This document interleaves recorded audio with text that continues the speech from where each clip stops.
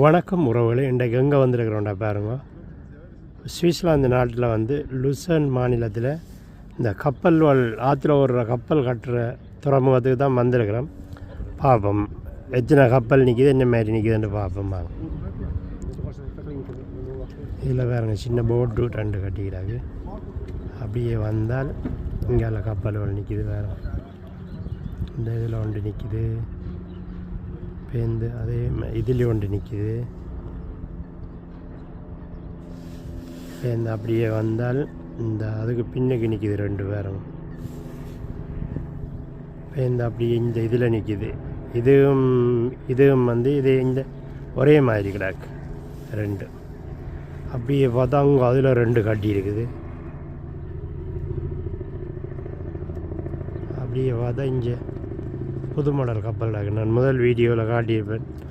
அங்கே 2 கப்பல் இங்கே நிற்கிது வேறு. ஓகே, நன்றி, வணக்கம். இன்னொரு வீடியோவில் சந்திப்போம். சுவிஸிலிருந்து கிருஷ்ணா.